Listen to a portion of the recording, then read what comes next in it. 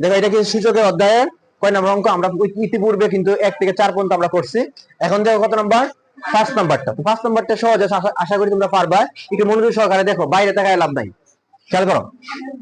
এখানে আমরা লিখতে পারি স্যারের কথা, স্যার কিটা উপরে যা আছে সেম এ স্কয়ার, সবার সাথে মাপবা কিন্তু এ স্কয়ার, ওকে। আর এই যে বি আছে না, দেখো ইনভার্স মানে হচ্ছে কি স্যার, এই যে বিটা ইনভার্স মানে কি স্যারের কোসাইন? স্যার বিটা হচ্ছে ইনভার্স হচ্ছে নিচের সংখ্যা, ইনভার্স মানে কিটা।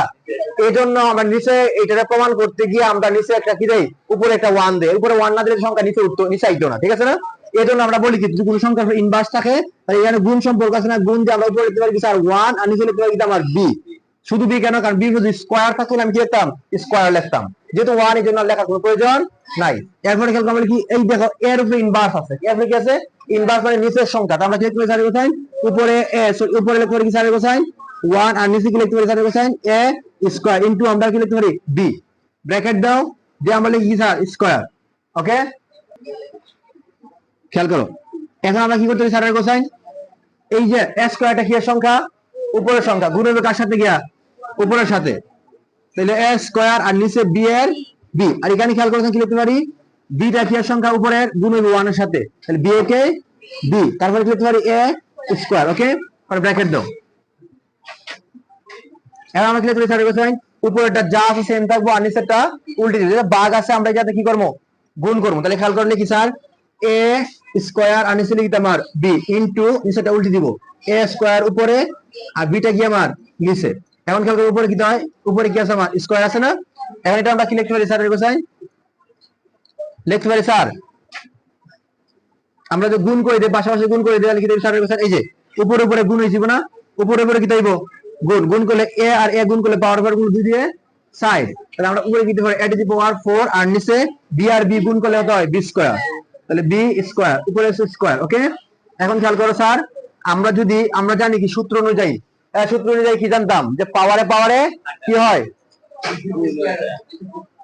পাওয়ারে পাওয়ারে গুণ হয়, ঠিক আছে। তাহলে আমরা যদি কি করি স্যার, এ 4 দিয়া এর স্কয়ার করে গুণ করে দিলে কত হয়? যে 4 দিয়া বি 2 রে গুণ করলে দুই সাইডে 8 তারপরে এটা দিয়ে গুণ করলে এটা স্যারের কোসাইন সাইন। এইটা হচ্ছে আমার কি আনসার। আচ্ছা আমরা কি বুঝতে পারছি? এগুলা টুকটাক যে অঙ্কগুলো আছে না, তোমার চাকরি পরীক্ষায় অনেক গুরুত্বপূর্ণ, তুমি দেখবা, বুঝতে পারছো নি? অনেক গুরুত্বপূর্ণ। তো এইগুলা কি আমরা গুরুত্ব দেই না, পরবর্তী সময় আমরা পারি না, ঠিক আছে জি। এইটা এটা খেয়াল করো, আমরা এই যে এটা কি এর সংখ্যা স্যারের উপরের সংখ্যা না, এটা গুণ হবে 1 এর সাথে, গুণ হইলে উপরে আইবো, আর এই যে নিচে বি যা আছে সেম, আর এটা হলে উপরের সংখ্যা ওই 1 এর গুণে উপরে আইবো, আর নিচে স্কয়ার যা আছে সেম। এই দুটো আমাদের কি সম্পর্ক আছে? ভাগ। নিচে লিখতে দিব গুণ, কারণ গুণ করলে অঙ্কটা আমি সহজে করতে পারি, ঠিক আছে। মিটাই দেই, শেষ। আশা করি বুঝতে পারছো তো। এখানে কত 4.1 আর কি, তাহলে বুঝতে হবে 4.1, ঠিক আছে। তাহলে আমরা 7 নাম্বারটা করার চেষ্টা করি। দেখো কি লিখতে পারি স্যার, একটু বুঝো। 7 নাম্বার আমরা কি করবো? এদিকে যা আছে সেম রাখবো, মাইনাস। আমরা এটা কি করবো? আচ্ছা এটা আমরা কি করতে পারি? যা আছে তার একবার এখানে খেয়াল করতে চাই।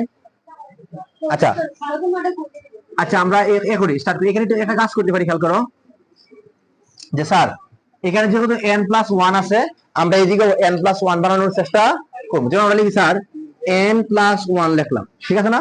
লেখার পরে আমার কি বাকি আছে? n+1 লিখলাম, লেখার পরে কি বাকি আছে? 3 বাকি আছে না। 3 যদি আমি যোগ করে দিই তাহলে কত হয়? 4 হয়নি? ওই জন্য 4 স্যারের কোসাইন আচ্ছা 4। আর এদিকে যা দেখো 4 যা যা সেম রাখলাম, না বাঙালি দরকার নাই, আমরা রাখি লিমো, পরে পরে আমরা করব। আর নিচে দেখো কি লিখতে পারি স্যার 2n+2। এই বাঘ থাকায় পাওয়ারটা কি দেব? দেখো দুইটা 2 না, দুইটা 2 থেকে একটা 2 বেস আমরা কমন নিব। আর এখানে বাঘ থাকায় পাওয়ারটা কি দেব? বিয়োগ। তাহলে 1 এর উপরে পাওয়ার কত আছে? সো 2 এর উপরে পাওয়ার কত আছে? 1। তাহলে আমরা 1 বিয়োগ করে দিই, ওকে। এখন খেয়াল করো স্যার, এদিকে আমার কি হইতে পারে? আমরা যে 2n+1 এটার সাথে মিলাইতে গিয়ে ওটা এভাবে রাখি, আর এখানে কি আছে? যোগ আছে না, যোগ থাকলে দেব গুণ, গুণটা আমরা কি লিখবো? 2 টু দি পাওয়ার 2 কিউব। কারণ এইটার নিচে বেস 2, 1 এর নিচে বেস 2, 3 এর নিচে বেস 2। কারণ আমরা কি করব স্যারের কোসাইন? এই দুইটা যে এটার সাথে মিলাইতে গিয়া কমন নেওয়ার জন্য এটা রাখবো, আর বেসটা তারা আলাদা করে জ্বালাইবো, ঠিক আছে। দেখো শেষ, ওকে। তাহলে আলাদা করে স্যার জ্বালাইলাম, আর মাইনাস কি স্যারের কোসাইন এই যে সেম যেভাবে আছে আমরা ওইভাবে রাখলাম, ওকে। আর নিচে খেয়াল করো, নিচে নিচে তোমরা খেয়াল করো কি আছে 2n, পরে দেখো 2 থেকে 1 গেলে কত থাকে x, তাহলে আমরা লিখি +1, ঠিক আছে না?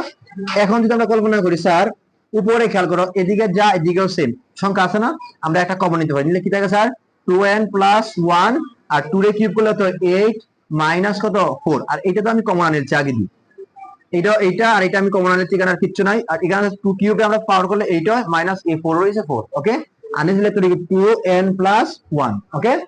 এখন ওই যে এইটা আর এটা কি স্যারের কোসাইন, কাটা গেলে কি থাকে স্যারের কোসাইন 8 - 4, কত হয় স্যারের কোসাইন 4, এটা হচ্ছে আমার আনসার। আমরা কি বুঝতে পারছি?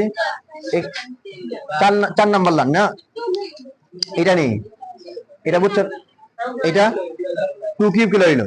দেখো এই যে বেস, এটা তো বেস, বেস মানে নিচে, তাহলে এখানে n এর নিচেও 2 আছে, 1 এর নিচেও 2 আছে, 3 এর নিচেও 2 আছে। আমি এই সাইড এইরকম করতে গিয়ে আমি 1 এর নিচে আর 2 দিলাম না, এদিকে যা আছে সেম রাখলাম, জাস্ট খালি 3 এর নিচে 2 দিয়ে তারা আলাদা করে দিলাম, নাহলে আমি কমন নিতে পারতাম না মিলাইতে গিয়া, তাহলে তারা আলাদা করে সবার নিচে বেস আছে, ঠিক আছে নি?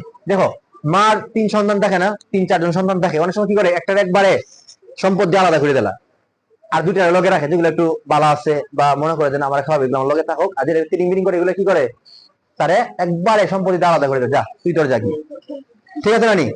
ওই রকম না? তাহলে এখানে খেয়াল করো যেহেতু আমার এখানে 2n + 1 টা তার প্রয়োজন, তার 2 সন্তানের আগে রাখছে, লগে রাখছে, আর তারে আলাদা করে যাবে, তুমি একবার আগে আলাদা যাবে, তোমার এখন দরকার নাই, তাই আলাদা করে দিলাইছে। এই দুটো থেকে আমরা কি একটা কমন নিলাম, এই দুটো থেকে একটা কমন নিলে কি হয়, এই দুটো থেকে আমরা একটা কমন নিলে কি থাকে এইটা, আর এটা আলাদা করে দিলাইছে, এটা কিউব করলে তো 8 মাইনাস এখান থেকে কমন গেছে থাকে 4, 11 4, ঠিক আছে না?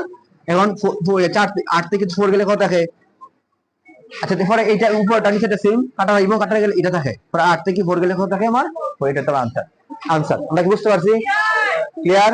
সবার খারাপ লেখা আছে নি?